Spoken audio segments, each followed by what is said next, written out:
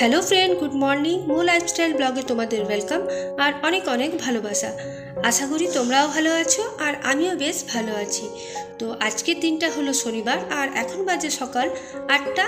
এখন থেকে তোমাদেরকে সাথে নিয়ে ব্লগটা আমি স্টার্ট করলাম। আশা করি আজকের ব্লগটা কিছুটা হলেও তোমাদের ভালো লাগবে, আর ভালো লাগলে অবশ্যই একটা লাইক, কমেন্ট, শেয়ার আর চ্যানেলটাকে সাবস্ক্রাইব করে আমার পাশে থেকো।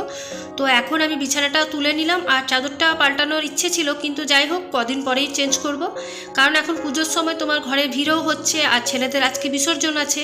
তো সেই জন্যে আজকে ভাবলাম থাক, কালকে সেটা চেঞ্জ করব। আর এদিকে তোমার দেখো আমি ওর কাপড়গুলো কেচে নিচ্ছি। আজ 3 দিন ধরে অনেক কাপড় জমে গেছে ছেলেরই আমার, কারণ ও সারাদিন পড়ছে, নোংরা করে রেখে দিচ্ছে। তো ব্যাস একবারই আমি ভালো কাপড়গুলো একটু শ্যাম্পু আর একটু ইজি দিয়ে আমি কেচে নিই। আর এগুলো আমি সঙ্গে সঙ্গেই কাচি, ভিজিয়ে রাখি না, কারণ কালার উঠে যাবার ভয় থাকে, ডিসকালার হয়ে যায়। তার জন্য আমি সঙ্গে সঙ্গে এরকমভাবে কেচে নিলাম আর এবার ধুয়ে এগুলো মেলে দেবো। আর এই সরস্বতী পুজোর থেকে আমরা বেশ আনন্দ করছি, ছেলেরা পুজো করেছে বলে বেশ ঘরটাও তোমার ভরা ভরা লাগছে আর সবাই মিলে বেশ জমিয়ে আনন্দও করছি। আর সরস্বতী পুজোর জন্য আমার একটু সংসারের কাজগুলো করা কম হচ্ছে, কারণ ওদের সাথেই থাকতে হচ্ছে, পুজোর জোগাড় দিতে হচ্ছে, সব কিছু করতে হচ্ছে তাই।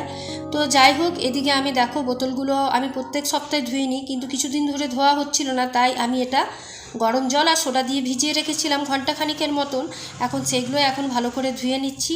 আর এগুলো যেহেতু ব্ল্যাক কালারের, ভেতরে দেখবে একটা স্তর জমে যায়, বোঝা যায় না, তার জন্য ভেতরে আমি একটু গরম জল আর সোডা দিয়ে আধ ঘন্টার মতন ভিজিয়ে রেখেছিলাম। আর এখন ভালো করে স্কচ ব্রাইট আর ভিম বার দিয়ে ওপরগুলো মেজে নিলাম। আর বোতলগুলো ধুয়ে রাখলে, পরিষ্কার রাখলে দেখতেও ভালো লাগে আর দেখবে জলটাও খেতে ভালো লাগে। যে কোনো জিনিসই বলো, আমরা গুছিয়ে বাগিয়ে যদি রাখি সেগুলো কিন্তু ইউজ করতে খুবই ভালো লাগে আর মনটাও বেশ ভালো লাগে সব কিছু পরিষ্কার পরিচ্ছন্ন থাকলে, তাই না?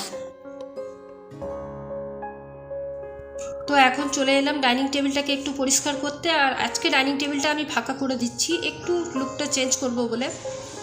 তো একটা ট্রে ছিল, সেই ট্রেটা আমি নতুন নিয়ে এসেছি, তো ওখানে ফুলদানি আর বোতলগুলো রাখলাম সাজিয়ে, দেখতে ভালো লাগছে। তোমাদের লুকটা আমি শেয়ার করছি, দেখো। ঘুম থেকে দেরি করে উঠলে দেখবে অনেক কাজ বেড়ে যায়, কারণ সময়ে যেগুলো আমরা করে থাকি সকাল সকাল উঠে সেগুলো করতে একটু দেরি হয়ে যায়।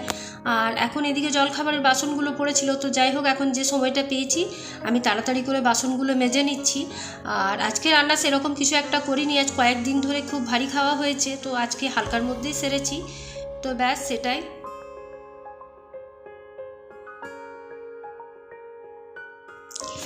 মাঝে মাঝে মনে হয় জানো তো, পৃথিবীর সুখী ব্যক্তিটি হলাম আমি।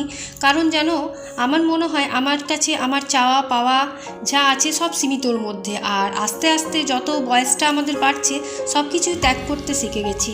আর এটা কিন্তু সত্যি বলতে গেলে আমাদের মধ্যবিত্ত পরিবারে কিছু বড় করতে গেলে ছোট ছোট জিনিসগুলো আমাদের বা ছোট ছোট খুশিগুলোকে আমাদের বিসর্জন দিতে হয়। আর না ত্যাগ করলে বড় কিছু করার আমাদের সম্ভব হয়ে ওঠে না। আর সত্যি বলতে গেলে আমাদের একটা সুন্দর পরিবার করতে গেলে আমাদের স্বামী স্ত্রী দুজনেরই সাপোর্ট দরকার, আর দুজনকেই আমাদের খাটতে হয় সমপরিমাণে। সে হয়তো বাইরে খাটে আর আমি হয়তো ঘরের জন্য খাটি, যাই হোক সমপরিমাণের মধ্যেই খাটতে হয়। আর দুজনের সাপোর্ট না থাকলে কিন্তু একটা সুন্দর পরিবার কখনো গড়ে ওঠে না। তো যাই হোক, অনেক বক বক করলাম। তো আর এদিকে আমার দেখো মোটামুটি অনেক কাজও হয়ে গেল। আর এখন আমি ঝাড় দিয়ে নিচ্ছি বাড়িগুলো। আর 2-3 ধরে তোমার খাটের তলগুলো ঝাড় দেওয়া হয়নি বলে দেখো কত রেপার আমার ছেলে ফেলেছে, চকলেটের, চিপস, এই সবগুলো। তো সেগুলো এখন আমি একটু উঠিয়ে নিচ্ছি, কারণ এগুলো উঠিয়ে আমি নালিতে ফেলে দিই। আর ধুলো তো তোমার বলার নেই, আমার ঘরে কী পরিমাণ ধুলো হয় সেটা তোমরা না দেখলে একদমই বুঝতে পারবে না।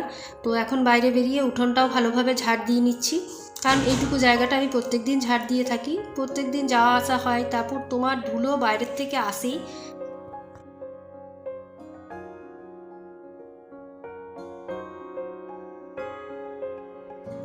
তো দিদি আর আমার কাজ কমপ্লিট হওয়ার পর যা যা এবারে আছে সংসারের কাজ সেগুলো এবারে করব, বাসি কাজকর্ম সব শেষ হয়েছে। তো ছেলে এখন চা পরোটা খেতে চাইছে, তাই ওকে চা আর পরোটাটা দিয়ে আসি। আর মা আমাকে কিছুটা সজনে ফুল দিয়েছিল আর সেটাই আমি এখন বেছে নেব। সজনা ফুল খেতে আর সজনা ডাঁটা খেতে আমি কিন্তু ভীষণ ভালোবাসি। তো দেখো এখন সজনা ফুলগুলো ছাড়াই কালকেও একটু করব আর আজকে একটু করব। আর আজকে সিম্পলের মধ্যে রান্না বান্না করেছিলাম, তাই তোমাদের সাথে আর রান্নাটা শেয়ার করলাম না। আজকে তোমাদের সাথে সরস্বতী পুজোর বিসর্জনটাই আমি শেয়ার করব। তোমরা অবশ্যই ভিডিওটা দেখতে থাকো আর ভালোও লাগবে। সারাদিনে আমার 3 থেকে 4 বার নাইটি ছাড়া হয়ে যায়। এবারে স্নান করতে যাচ্ছি, আজকে স্নান করতেও আমার দেরি হয়ে গেছিলো। আর দাদা ভাই আর ছেলে বাড়িতে ছিল বলে তারাই পুজোটা দিয়ে নিয়েছে। আর যে কাপড়গুলো ছিল জলগুলো ঝরতে দিয়েছিলাম, তো মোটামুটি এখন রোদ উঠেছে বলে এখন আমি কাপড়গুলো মেলে নিচ্ছি। আর এই সোয়েটার বলো এগুলো শুকাতে কিন্তু 2 দিন সময় লেগেই যায়। তো যাই হোক এখন আমি এগুলো মেলে দিই। আর এখন সময় তোমার 11:30 বাজে। আর কাঁচা হয়েছে এগুলো অনেকক্ষণ আগে, কিন্তু আমার মেলার সময় হয়নি কারণ কাজগুলো করছিলাম। আর দিদি চলে এলে আমার একটু তাড়াহুড়ো থাকে কাজের, তাকে দেখিয়ে দিতে হয় সব কিছু, তার জন্যেই।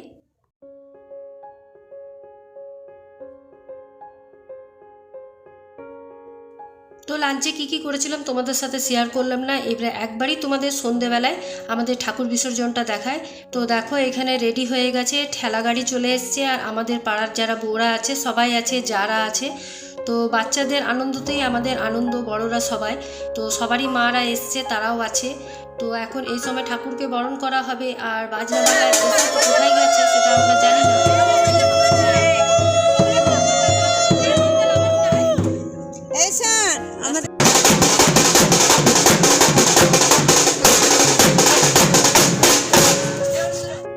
তো এখানে আমাদের দেখো ছেলেদের মারা সবাই মিলে সিঁদুর পরিয়ে দিচ্ছে একে অপরকে, মাকে বরণ করা হয়ে গেছে। এরপর আমাদের যাবার পালা। মাকে সত্যিই খুব খারাপও লাগে আর একদিকে আনন্দও লাগে, বিসর্জন না হলে আগে বছর আসবে কি করে মা। তো যাই হোক আগে বছর আবার মা যাতে ভালোভাবে আসে, ছেলেদের বিদ্যা বুদ্ধি দেয়, এটুকুই প্রার্থনা করবো, আর কিছু না।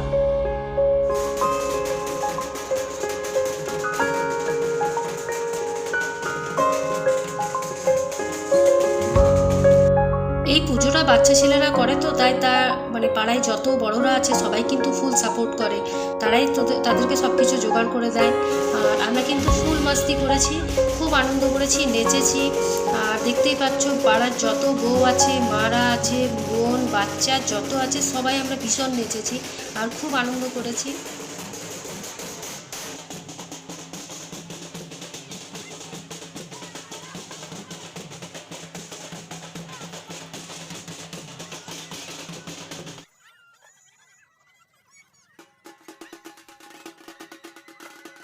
অনেক আনন্দ করার পর এবারে মায়ের বিসর্জনের পালা। আর এই মুহূর্তটা সত্যিই খুবই খারাপ লাগে যে আজ 3 দিন ধরে আমরা এত আনন্দ করলাম, ছেলেরা আনন্দ করলো, তাদের এত মানে হইচই ব্যাপার, আর এখন মাকে সেই বিসর্জন দিয়ে দিতে হয়, সেটা খারাপ লাগে। কিন্তু কিছু করার নেই, এটা সবার হয়ে থাকে আর এটা চলে এসছে হয়ে, তো সেটা করতেই হবে।